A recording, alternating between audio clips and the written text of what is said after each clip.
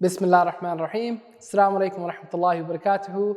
Dear beloved brothers and sisters and beloved children, Jazakallahu khair for joining us again. As part of our Ramadan special, today we'll be going over Juz in para number 15.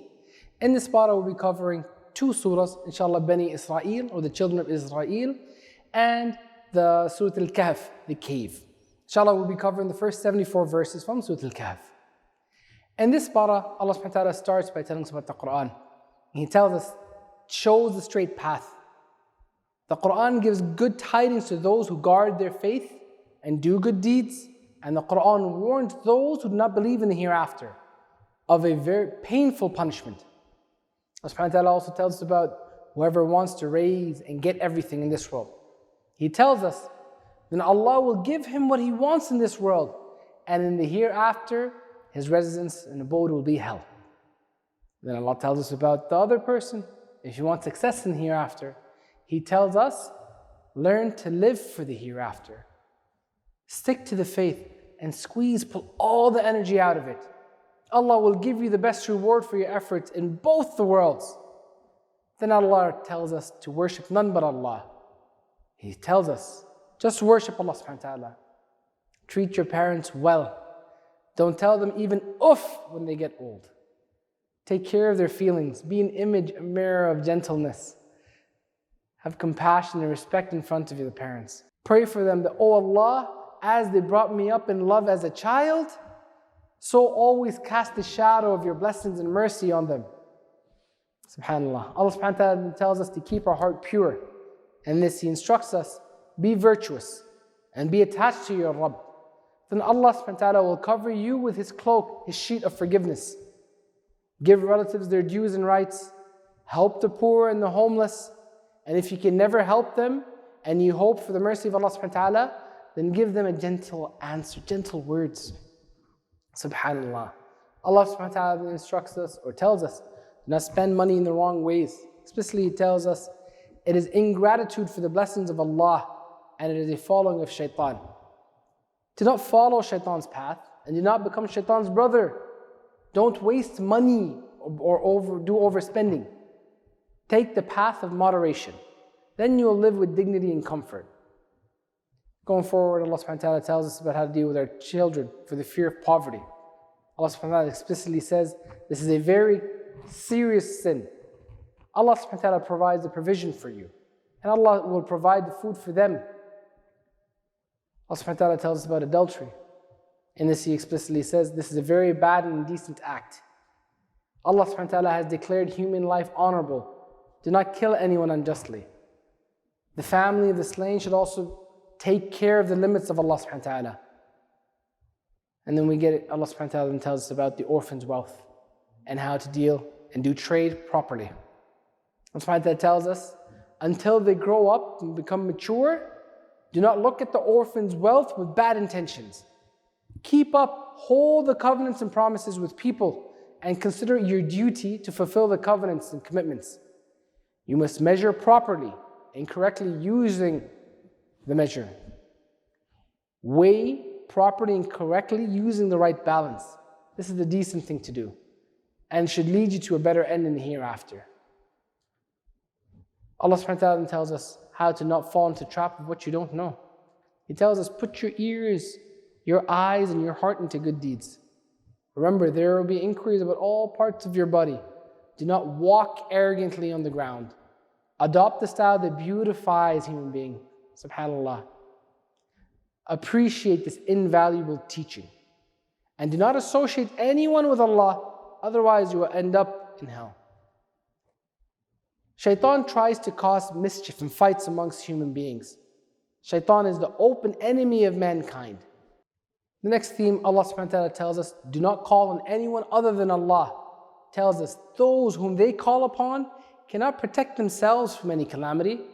They themselves are fear of the punishment of Allah, and they hope for Allah's mercy and seek ways to find which will draw them near to Allah. Then Allah tells us about shaitan and his plans towards human beings. Allah says, and for this shaitan is doing his best. Seek refuge in Allah from shaitan.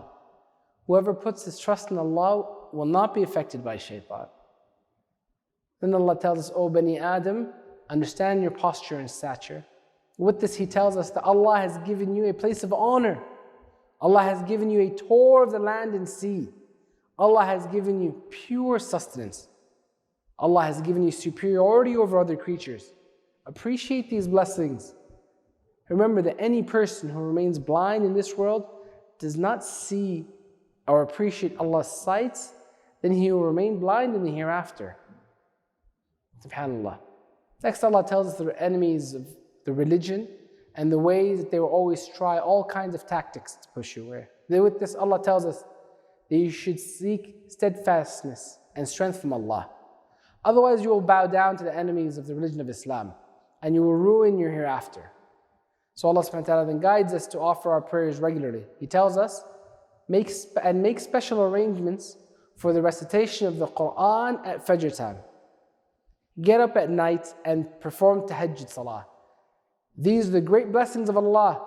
In this way you can reach a place of admiration, reach a respectful status. Then Allah tells us to love and follow the truth. Allah specifically tells us, pray to Allah and say, "Oh Allah, take me with the truth wherever you want. Take me out with the truth from everywhere and make me a helper of your authority. Do not be afraid of falsehood. Falsehood will be eradicated. Remember, when truth comes, then falsehood must be eliminated." Seek strengthening with the connection of the Qur'an.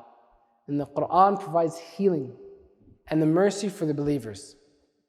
Allah subhanahu wa ta'ala then tells us to read the Qur'an slowly. In this, He tells us to read the Qur'an in such a way that it creates tenderness and a desire in your heart to make sujood. Praise Allah, believe in Allah's promises, and make sujoods, then offer a gift of tears to Allah. Allah subhanahu wa ta'ala talks about those that ponder about the story of the young men of the cave. With this, Allah subhanahu wa ta'ala says, they took the path of faith and Allah increased their guidance. When they proclaimed the oneness of Allah, then Allah strengthened their hearts. When they declared their innocence from polytheistic nations and their gods, then Allah placed them in His mercy and arranged their lives in a unique way.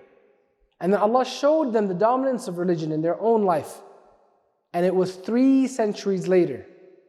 Here Allah subhanahu wa ta'ala tells us about whenever you intend to do something, you should seek Allah subhanahu wa ta'ala's help. Believe that nothing will be done without Allah subhanahu wa ta'ala's help.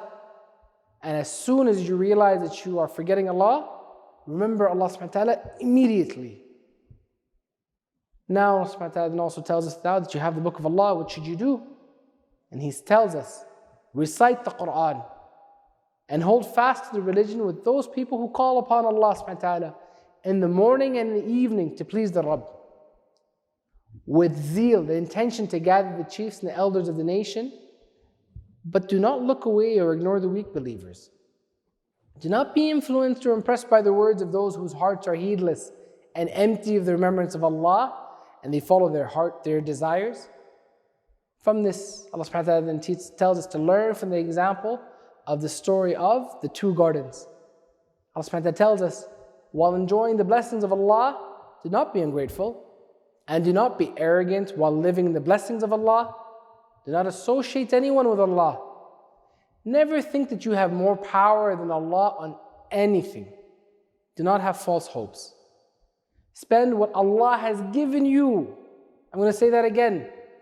Spend what Allah has given you in the obedience to Allah. With this, then Allah tells us, your wealth and your children are an adornment of this world. What He says is, remember, the life of this world will end, and the good deeds will remain. Therefore, don't be forgetful of these things that will be needful for the hereafter. Do not follow this world with its mortal things. Allah subhanahu wa ta'ala tells us to develop a passion like Musa alayhi salam for acquiring knowledge. He tells us in Surah Al-Kahf, Musa alayhi salam decided that he will continue to walk for years or until he reaches the meeting place of 2 rivers. When Musa alayhi salam reached the servant of Allah, to whom he had blessed with Allah subhanahu wa ta'ala's special grace and knowledge, Musa alayhi salam went with him in the spirit of acquiring knowledge. SubhanAllah, with this, we've concluded Juz 15. وآخر دعوانا والحمد لله رب العالمين. Jazakallahu khair for joining us today. We look forward to seeing you again tomorrow inshallah. Assalamu alaikum wa rahmatullahi wa barakatuh.